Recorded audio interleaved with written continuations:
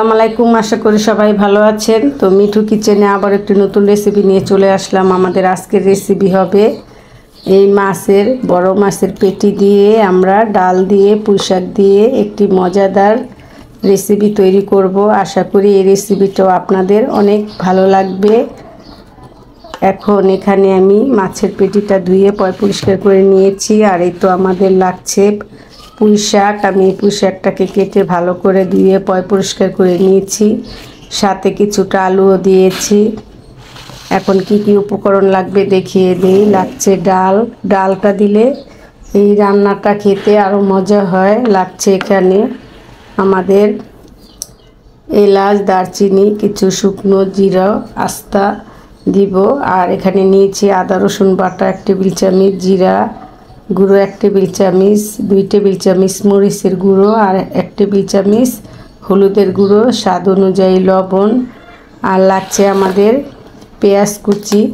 তো চলুন কি কি উপকরণ লাগলো দেখিয়ে দিলাম। এখন আমরা সরাসরি রান্নায় চলে যাই।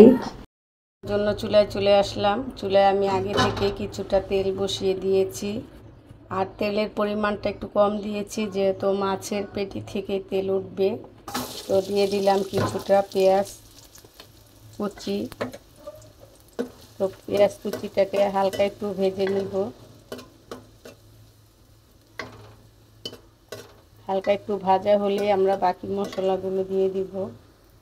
পেঁয়াজটা লাল করে ভাজা হয়ে গিয়েছে। এই পর্যায়ে এখন দিয়ে দিব এখানে জিরা, তেজপাতা, এলাচ, দারচিনিটাও দিয়ে দিচ্ছি। তো আপনারা এভাবে সম্পূর্ণ মশলাটা দিয়ে দিবেন।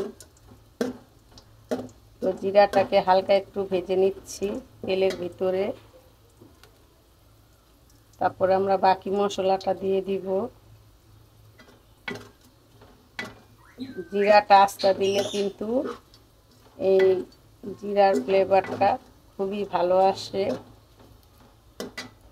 এখন এই পর্যায়ে দিয়ে দিব এই শুকনো উপকরণ আদা, রসুন, হলুদের গুঁড়ো, মরিচের গুঁড়ো, সব উপকরণ আমি একসাথে দিয়ে দিলাম। দিয়ে মশলাটাকে একটু হালকাভাবে কষিয়ে নিতে হবে। এই পর্যায়ে একটু পানি দিয়ে দিতে হবে। পানি দিয়ে দিলাম যাতে মশলাটা পুড়ে না যায়। আপনারা এই পর্যায়ে মশলাটা দিয়ে একটু পানি দিয়ে দিবেন। এখন মশলাটা একটু কষে উঠলেই আমরা এই মাছের পেটিটা দিয়ে দিব। মশলাটা কষে গিয়েছে, এখন আমরা মাছের পেটিগুলো দিয়ে দিব। এভাবে আপনারা দিয়ে রান্না করে খেয়ে দেখবেন, খুবই ভালো লাগবে। আর আমাদের মিঠু কথা বলতেছে। তো আমাদের মিঠু সব কথাই বলতে পারে। মিঠু বলতে পারে, বিউটি বলতে পারে, শারমিন বলতে পারে। তো এইভাবে আমি সবগুলোই দিয়ে দিচ্ছি। তো আপনারা কোত্থেকে ভিডিওটা দেখছেন অবশ্যই কমেন্ট করবেন। আর আমাদের এই বড় মাছের পেটি দিয়ে পুঁই শাক দিয়ে রান্না কেমন হলো অবশ্যই কমেন্ট করে জানাবেন। কমেন্ট করতে ভুলবেন না। তো এখন এই পেটিটা একটু বলক চলে আসলেই আমরা শাকটা দিয়ে দিব।